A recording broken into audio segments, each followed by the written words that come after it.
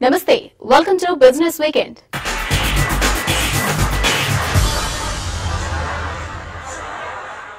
Company దీర్ఘకాలిక అవసరాల కోసం నిధుల సమీకరణకు హెచ్డీఎఫ్సీ సిద్ధమవుతోంది. ప్రైవేట్ ప్లేస్మెంట్ పద్ధతిలో డిబెంచర్లను జారీ చేసి దాదాపు 1400 కోట్ల రూపాయల్ని సమీకరించాలని హెచ్డీఎఫ్సీ నిర్ణయించింది. ఈ ఇష్యూ ఒకే రోజు అంటే సోమవారం ప్రారంభమై అదే రోజు ముగియనుంది. ఎంపిక చేసిన వారికి ఈ డిబెంచర్లను జారీ చేయనున్నట్లు, వీటిపై 8.38% కూపన్ రేట్ వర్తిస్తుందని హెచ్డీఎఫ్సీ వర్గాలు తెలిపాయి. మే 9న జరిగే అక్షయ తృతీయకు బులియన్ మార్కెట్ సర్వసన్నద్దమవుతోంది. వైశాఖ మాసంలో అమావాస్య దాటిన 3వ రోజున వచ్చే ఈ పసిడి పండుగ రోజున గోల్డ్ సేల్స్ రికార్డు స్థాయిలో ఉంటాయని ఇండస్ట్రీ అంచనా వేస్తోండగా, రిటైల్ మార్కెట్లో మాత్రం ఈసారి బంగారం అమ్మకాలు కొంతమేర తగ్గే అవకాశం ఉందని బులియన్ వ్యాపారులు అభిప్రాయపడుతున్నారు. అక్షయ తృతీయ సందర్భంగా మే 9న గోల్డ్ ఈటీఎఫ్ కోసం ట్రేడింగ్ గంటల్ని పొడిగిస్తున్నట్టు బీఎస్సీ, ఎన్ఎస్సీలు ప్రకటించాయి. మే 9న ట్రేడింగ్ సాయంత్రం 7 గంటల వరకు కొనసాగుతుందని స్టాక్ ఎక్స్చేంజ్ ప్రకటించింది. అయితే రీటైల్ మార్కెట్లో మాత్రం అమ్మకాలపై మిశ్రమ స్పందన కనిపిస్తోంది. పుత్తడి ధర రికార్డు గరిష్ట స్థాయికి చేరిన నేపథ్యంలో మధ్యతరగతి, తక్కువ ఆదాయ వర్గాల వారు చాలా తక్కువ పరిమాణంలో కొనుగోలుకు పరిమితం కావచ్చని వ్యాపార వర్గాలు భావిస్తున్నాయి. 10 గ్రాములు కొనుగోలు చేయాలనుకునే వారు 5 గ్రాములతోనే సరిపెట్టుకోవచ్చు, లేదా బంగారానికి బదులు వెండిని కొనుగోలు చేయవచ్చని భావిస్తున్నాయి. శుక్రవారం అమావాస్య కావడంతో కొనుగోళ్లు కొద్దిగా మందకొడిగా ఉన్నాయని, శని, ఆదివారాలు షాపింగ్ కు వెసులుబాటు కాబట్టి అమ్మకాలు పుంజుకోవచ్చని ఇండస్ట్రీ వర్గాలు అభిప్రాయపడుతున్నాయి. గోల్డ్ రేట్ పెరిగింది, ఇంకా ఇది ఒక షార్ట్ టర్మ్ పెరిగింది, మళ్ళీ తగ్గుతుంది అక్షయ తృతీయ తర్వాత, అలా కూడా కనబడట్లేదు. ఫండమెంటలీ యుఎస్ గవర్నమెంట్ వాళ్ళు, ఫెడరల్ రిజర్వ్ వాళ్ళు కూడా మనం ఏమంటారు ఇంట్రెస్ట్ రేట్ ఎటువంటి తేడా చేయలేదన్నమాట. అందుకని కూడా జనాలు ఏం చేస్తున్నారంటే ఇంట్రెస్ట్ రేట్ లో ఉన్న మూలంగా కూడా ఇది బెటర్ ప్లేస్ ఆఫ్ అప్రిషియేషన్ అనేది ఆ ప్లానింగ్ ఉండేసి గోల్డ్ ఇన్వెస్ట్ చేస్తున్నారు. ఇంకా ఈ గోల్డ్ రేట్ వచ్చేసి కమింగ్ డేస్ లో ఇంకా పైకి వెళ్తుంది అనమాట. ఇంకా తగ్గే సూచనలు కనబడతలేవు అనమాట. సాధారణ రోజుల్లో పెద్ద షాపుల్లో పుత్తడి విక్రయాలు కేజీ వరకు ఉంటాయి. అక్షయ తృతీయ రోజు ఇది 5 కేజీల వరకు పెరుగుతుంది. ఈసారి 3.5 నుంచి 4 కిలోల వరకు విక్రయించే ఆస్కారం ఉంది. చిన్న షాపులు 1/2 కిలో వరకు అమ్మకాలు జరపవచ్చు. తెలుగు రాష్ట్రాల్లో అక్షయ తృతీయ అమ్మకాలు 5,000 నుంచి 6,000 కిలోల వరకు ఉండొచ్చని అంచనా. ప్రతి ఏటా అక్షయ తృతీయ ఒక్కరోజే దేశవ్యాప్తంగా 30,000 కోట్ల రూపాయల వ్యాపారం జరుగుతుంది. ఈసారి ఆదివారం, సోమవారం 2 రోజులు అక్షయ తృతీయ ఉండడంతో కొంతమేర కలిసి వచ్చే ఛాన్స్ ఉందని వ్యాపారులు అంటున్నారు. Compared to last year, Akshaya Tritiya, the price what was in market was somewhere around 25,000. So this year it's above 30,000. So దానితో కంపేర్ లాస్ట్ ఇయర్ తో కంపేర్ చేస్తే చాలా మంది పర్చేస్ పవర్ అనేది తక్కువ చేశారు. ఫర్ ఎగ్జాంపుల్ 10 గ్రామ్స్ కొనేవాడు this year is buying with 5 grams. ఎందుకు ప్రైస్ కంఫర్టబుల్ గా లేదు, ప్రైస్ తగ్గుతుందని ఎక్స్పెక్ట్ చేస్తున్నారు ఈ సడన్ ప్రైస్ లో పెరగడంతో. So that's reason last year తో కంపేర్ చేస్తే ఈ ఇయర్ బుకింగ్స్ తక్కువ అని చెప్పవచ్చు, ద క్వాంటిటీ ఆఫ్ బుకింగ్స్ తక్కువ అని చెప్పవచ్చు. But we're expecting next couple of days లో ఇంకొద్ది బిజినెస్ బాగుంటుందని ఎక్స్పెక్ట్. అక్షయ తృతీయ సందర్భంగా పలు బులియన్ షాప్స్ స్పెషల్ డిస్కౌంట్లను సైతం ఇస్తున్నాయి. మరోవైపు అక్షయ తృతీయ రోజు రద్దీ ఎక్కువగా ఉండడంతో నాణ్యత లేని వస్తువులను పొరపాటున కొనే అవకాశం ఉంటుందని ఇండస్ట్రీ వర్గాలు హెచ్చరిస్తున్నాయి. తూకం 1కి 2 సార్లు సరిచూసుకోవాలని, కొనుగోలు చేసిన బంగారానికి వారంటీతో బిల్లు తీసుకుని భద్రపరుచుకోవాలని వారు సూచిస్తున్నారు. దేశవ్యాప్తంగా తాగునీటి కష్టాలు రోజు రోజుకి పెరిగిపోతున్నాయి. ఏటేటా భూగర్భ జలాలు అడుగంటటం, వర్షాభావ పరిస్థితులతో త్రాగునీరు దొరక్క జనం ఇక్కట్ల పాలవుతున్నారు. అయితే ఇకపై నీటి కోసం పంపుల వద్దకు వెళ్లాల్సిన అవసరం రాకపోవచ్చు. ఎప్పుడు నీళ్లు వదులుతారా అని ఎదురుచూపులు చూడనక్కర్లేదు. అసలు బోర్లు కూడా వెయ్యనక్కర్లేదు. కేవలం గాలి ఉంటే చాలు. అదేంటి అనుకుంటున్నారా? గాలితో నీరెలా తయారు చేస్తారో అనుకుంటున్నారా? Watch the story. గాలి నుంచి నీటిని తయారు చేసే యంత్రాల్ని మార్కెట్లోకి తెచ్చేందుకు స్కై వాటర్ కంపెనీ వినూత్న కృషి చేసింది. గాలిలో తేమను ఉపయోగించుకొని స్వచ్ఛమైన నీటిని తయారు చేసే యంత్రాల్ని రూపొందించింది. స్కై వాటర్ కంపెనీ ఎట్టకేలకు విజయవంతంగా ఉత్పత్తుల్ని రీటైల్ మార్కెట్లోకి తేగలిగింది. గృహ అవసరాలకు అనువైన యంత్రాల్ని రూపొందించింది. ఇప్పటి వరకు రోజుకు 1000 లీటర్ల పరికరాల్ని రూపొందించిన సంస్థ తాజాగా 50 లీటర్లు, 100 లీటర్లు, 150 లీటర్లు, 300 లీటర్లు, 450 లీటర్లు కలిగిన పరికరాల్ని సైతం అందుబాటులోకి తీసుకొచ్చింది. ఈ పరికరాలు 1,50,000 రూపాయల నుంచి 12 లక్షల మధ్యలో లభించనున్నట్లు Sky Water India CEO S Sudhakar Rao తెలిపారు. ఈ పరికరాల ద్వారా శుద్ధైన నీటిని నేరుగా తాగొచ్చు, అలాగే ఇతర వాటికి వినియోగించుకోవచ్చు అన్నారు. వరల్డ్ హెల్త్ ఆర్గనైజేషన్ మార్గదర్శకాలకు లోబడి ఈ ఉత్పత్తుల్ని రూపొందిస్తున్నట్లు ఆయన తెలిపారు. Sky water atmospheric water generator 100 litre machine ఏంటంటే గాల్లో ఉన్న తేమను తీసుకొని కండెన్సేషన్ ప్రాసెస్ ద్వారా డ్రింకింగ్ వాటర్ మ్యానుఫ్యాక్చర్ చేస్తుంది. ఈ మిషన్ ప్రైస్ రేంజెస్ మనం ఏంటంటే మనకి డిఫరెంట్ కెపాసిటీస్ ఉన్నాయండి. 70 లీటర్స్ నుంచి 1000 లీటర్స్ పర్ డే వరకు ప్రొడ్యూస్ చేసే మిషన్స్ ఉన్నాయి మన దగ్గర. మన మిషన్ రేంజ్ ప్రైస్ వచ్చేప్పటికి 1.5 lakhs నుంచి 12.5 lakhs వరకు మన price range, depending upon the customers requirement. Specific గా అంటే కొంతమంది కస్టమర్స్ ఏంటి చిన్న ఫ్యామిలీకి 70 లీటర్స్ సరిపోతుంది, కొంతమందికి 100 లీటర్స్ సరిపోతుంది, కొంతమందికి 250 లీటర్స్ కావాల్సి వస్తుంది, కొంతమందికి 1000 లీటర్స్ వరకు కావాల్సి వస్తుంది. వాళ్ళ రిక్వైర్మెంట్ బేస్ చేసుకొని మన ఈ మిషన్ సప్లై చేస్తాము. ప్రైసింగ్ కూడా వాళ్ళ రిక్వైర్మెంట్ బేస్ చేసుకుని వాళ్ళ మిషన్ రిక్వైర్మెంట్ బట్టి మన ప్రైసింగ్ ఉంటుంది. స్పెసిఫిక్ గా మనం టార్గెట్ చేస్తుంది ఏంటంటే మెయిన్ గా ఇండివిజువల్స్, తర్వాత హాస్పిటాలిటీ ఇండస్ట్రీ, తర్వాత మనకి సంబంధించిన వరకు health care industry, and then secondly ఏమైనా కమర్షియల్ బిల్డింగ్స్. ఎక్కడైతే వీళ్ళందరూ ఎవరైతే మనకి ఏంటంటే బల్క్ వాటర్ కోసం ఎవరైతే డిపెండ్ అయ్యి బయట నుంచి వాటర్ కొనుక్కుంటున్నారో వాళ్ళకి ఏంటంటే వాళ్ళు వాటర్ ఒకసారి వాటర్ ట్యాంక్స్ కోసం కూడా ఇవాళ రేపు మీరు పేపర్లో చూస్తుంటే కనుక ఇవాళ వాటర్ ట్యాంక్ మనం ఆర్డర్ చేస్తే మన వాటర్ ట్యాంక్ రావడానికి 2 రోజులు పట్టొచ్చు, 3 రోజులు పట్టొచ్చు అని మనం వార్తలు చూస్తూనే ఉన్నాం పేపర్లో. దానికి ఏంటంటే లాజిస్టిక్స్ ప్రాబ్లమ్స్ అన్ని మనం అవాయిడ్ చేయొచ్చు. మనం ఏంటంటే అవుట్ సైడ్ డిపెండెన్సీ అనేది మనం తగ్గించవచ్చు. కాబట్టి ఈ మిషన్స్ మనం ఈ టెక్నాలజీని యూజ్ చేసి మనం ఈ మిషన్ సప్లై చేయడం ద్వారా వాళ్ళ వాటర్ రిక్వైర్మెంట్ మనం మీట్ అవ్వచ్చు అనే ఉద్దేశంతో ఈ ప్రోడక్ట్ మనం లాంచ్ చేయడం. 22 సెంటీగ్రేడ్ ఉష్ణోగ్రతల నుంచి 48 సెంటీగ్రేడ్ ఉష్ణోగ్రతల మధ్య ఈ పరికరం పనిచేస్తోందని కంపెనీ తెలిపింది. మేఘాలయ నుంచి 30 కోట్ల రూపాయల ఆర్డర్ రాగా కర్ణాటక ప్రభుత్వం నుంచి 2 కోట్ల రూపాయల ఆర్డర్ లభించిందని కంపెనీ అంటోంది. ఈ పరికరాలపై తెలంగాణ రాష్ట్ర ప్రభుత్వంతో కూడా చర్చలు జరిపినట్లు, వారు సానుకూలంగా స్పందించారు అని కంపెనీ తెలిపింది. ఒకసారి పరికరం కొనుగోలు చేస్తే 10 ఏళ్ల పాటు పనిచేస్తుందని, లీటర్ నీటికి సుమారు 95 పైసల నుంచి ₹65 మధ్యలో ఖర్చవుతుందని కంపెనీ సీఈఓ సుధాకర్ తెలిపారు. హైదరాబాద్ కు అత్యంత సమీపంలో 30 కోట్ల రూపాయల పెట్టుబడితో ఏర్పాటు చేసిన ప్లాంట్ లో ప్రతి ఏటా 10,000 యూనిట్లు ఉత్పత్తి అవుతున్నాయి. ప్రస్తుతం డిమాండ్ లేకపోవడంతో ఈ ప్లాంట్ సామర్థ్యంలో 50% మాత్రమే వినియోగించుకుంటున్నట్లు ఆయన చెప్పారు. ఇయర్ మా టార్గెట్ కి వచ్చేప్పటికి around 15 to 20 crores of turnover మేము ఎక్స్పెక్ట్ చేస్తున్నామండి. రిటైల్ మార్కెట్ ద్వారా అట్లీస్ట్ మాకు ఒక 25 to 30 crores ఆఫ్ ఆర్డర్ మేము ఎక్స్పెక్ట్ చేస్తున్నాం కరెంట్ ఇయర్ లో. ఎందుకంటే we're launching this product specifically in different states targeted with Telangana state, and then we will be entering into Andhra Pradesh, and after that we will be entering into Karnataka, and then also Maharashtra and Goa. So we are targeting minimum of 25 to 30 crores of turnover through retail market. We urge the governments to consider our request, because this is we don't say that it's a complete replacement of the existing water solutions, but we can always say that it's an alternative solution which is available, and where if government comes forward and encourages us, and by providing subsidies in place of like excise duty కానీ sales tax కానీ లేకపోతే ఏమైనా some sort of power tariffs కానీ, like ఇప్పుడు ఏంటంటే నేను విన్నది ఇప్పుడు ఆర్డిపిఆర్ లాంటి ప్లేస్లో ఏంటంటే గవర్నమెంట్ ఎక్కడైతే మనకు వాటర్ లార్జ్ వాల్యూమ్స్లో ప్రొవైడ్ చేస్తుంటే వాళ్ళకి సబ్సిడీ ఉంది. పవర్ టారిఫ్ కనుక మనకి దానికన్నా కూడా వాళ్ళకి సబ్సిడీ ఇస్తారు.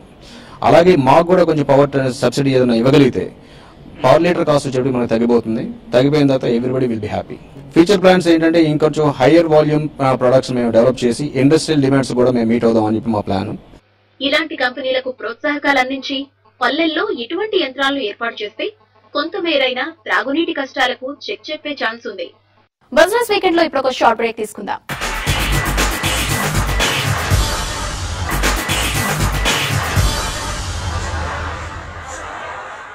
Welcome back to business weekend.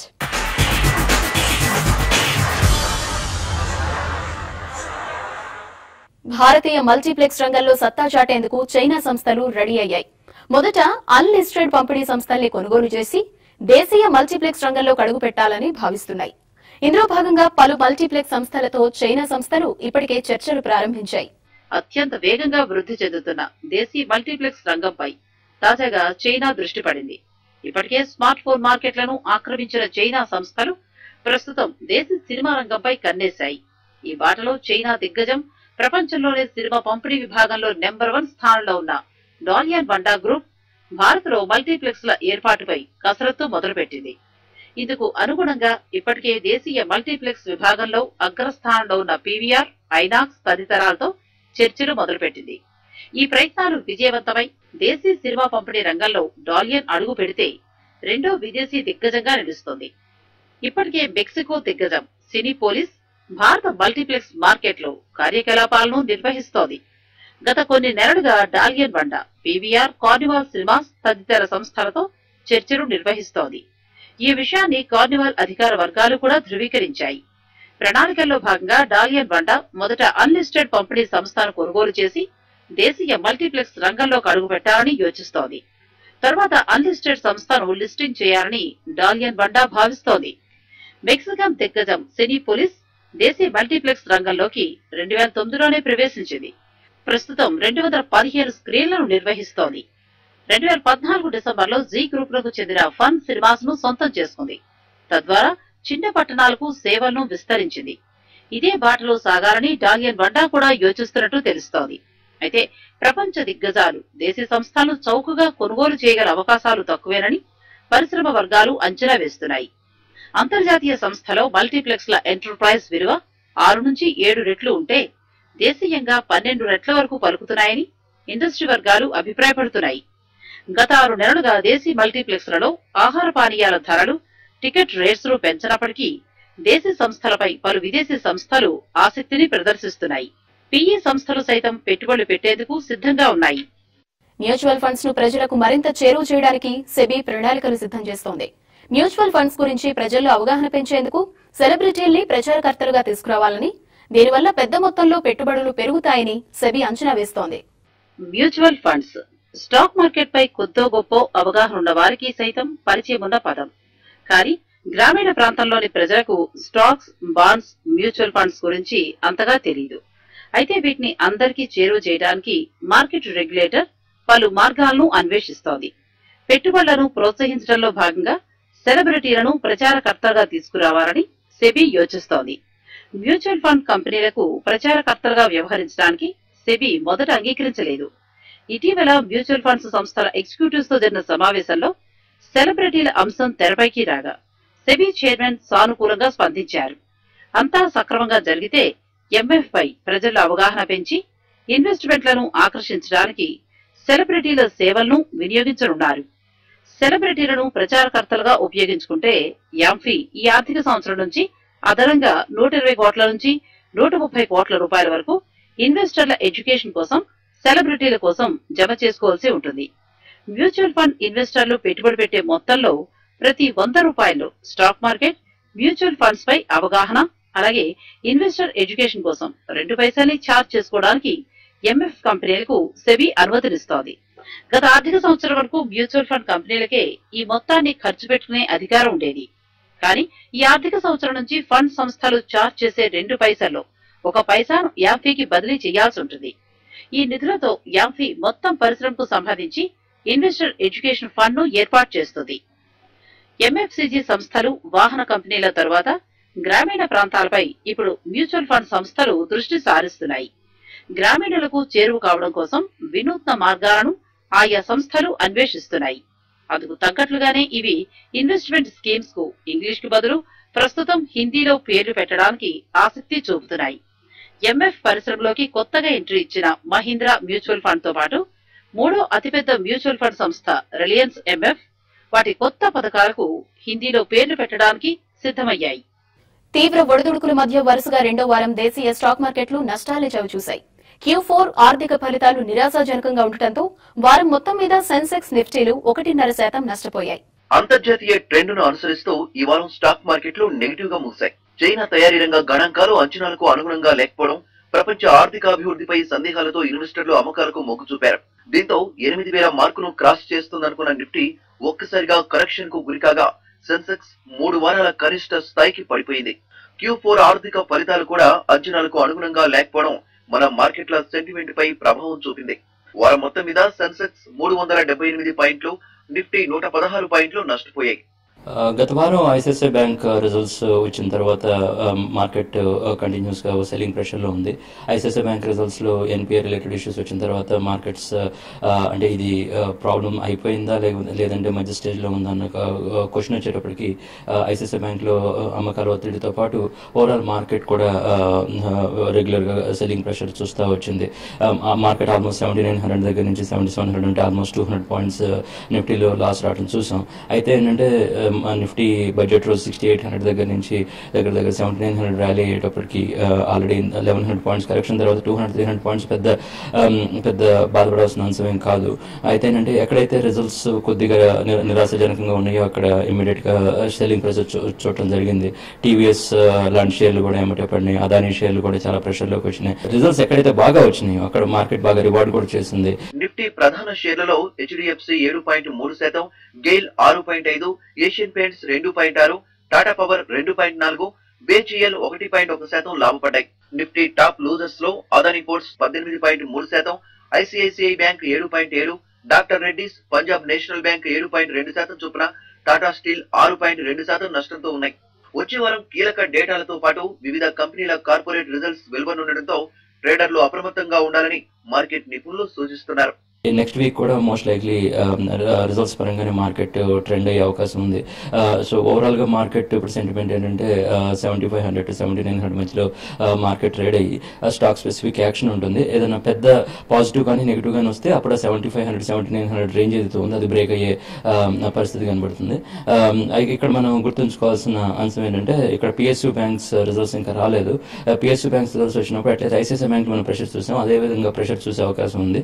ఆ ప్రెషర్ వచ్చినప్పుడు ఇంకొకసారి మార్కెట్ లో సెల్లింగ్ ప్రెషర్ వస్తుందా అనేది పెద్ద క్వశ్చన్. అంటే ఇక్కడ నుంచి మే ఎండ్ వరకు రాబోయే పిఎస్యూ బ్యాంకింగ్ రిజల్ట్స్ లో మెయిన్ మార్కెట్ దాని గురించి సంకేతాలు వచ్చే అవకాశం ఉంది. సో ఇక్కడ మనం ఏ షేర్లు కొనాలి అనే దానికి వచ్చేటప్పటికి ఇమామి అయినా, ఎస్క్యూఎస్ ఇండియా, బిఎఫ్ఎస్ అయినా, ఎక్సెల్ఏ కాలే అని, సో మిందా ఇండస్ట్రీస్ అని, సో ఎక్కడైతే రిజల్ట్స్ బాగా వచ్చినాయి అక్కడ ఫోకస్ చేస్తూ ఉండండి. సో అలానే ఏషియర్ మోటార్స్ అది కూడా ఎప్పుడైనా డిప్స్ దొరికినప్పుడు అది కూడా కొనే ప్రయత్నం చేయండి. బ్యాంక్ స్టాక్స్ రిజల్ట్స్ వచ్చిన తర్వాత చూస్తే మంచిదండి. ఇప్పుడు ఎందుకంటే కొంచెం సెల్లింగ్ ప్రెషర్ ఉంది, రిస్క్ ఉంది. ఎన్పిఎస్ ఎలా ఉంది అని చూసుకుని ఒకవేళ డిప్స్ వస్తే ఆ డిప్స్ వచ్చినప్పుడు మెల్లిగా అక్యుములేట్ చేసుకోవడం సలహా. మరోవైపు మార్కెట్ లో వీక్ గా ఉన్నప్పటికీ ఈ వారం ఐపీఓకు వచ్చిన కంపెనీలకు మాత్రం చక్కని రెస్పాన్స్ లభించింది. కాంపాక్ట్ ఎస్యూవీ సెగ్మెంట్ లో మరో కార్ మార్కెట్ లోకి విడుదలైంది. 7-సీటర్ కాంపాక్ట్ ఎస్యూవీ బిఆర్ విని హోండా కార్స్ ఇండియా లాంచ్ చేసింది. పెట్రోల్, డీజిల్ వేరియంట్లలో లభించే ఈ కార్ ఢిల్లీ ఎక్స్ షోరూమ్ లో 8.75 లక్షల నుంచి 12.9 లక్షల రూపాయల ధరల శ్రేణిలో అందుబాటులో ఉంది. హుండై క్రెటా, రెనో డస్టర్ వంటి మోడళ్లకు పోటీగా కాంపాక్ట్ ఎస్యూవీ సెగ్మెంట్ లో బిఆర్ విని కంపెనీ విడుదల చేసింది. వ్యాపార విస్తరణ ప్రణాళికల్లో హోండాకు భారత కీలక మార్కెట్ గా మారిందని, కొత్త మోడళ్లను తెచ్చి కస్టమర్లను బాగా పెంచుకోవాలన్న వ్యూహంతో ఉన్నామని కంపెనీ వెల్లడించింది. ఇవి ఈ వారం బిజినెస్ వీకెండ్ విశేషాలు. వచ్చే వారం మరిన్ని బిజినెస్ వార్తలతో మళ్లీ కలుద్దాం. చూస్తూనే ఉండండి వాస్తవాలకు ప్రతిరూపం TV5.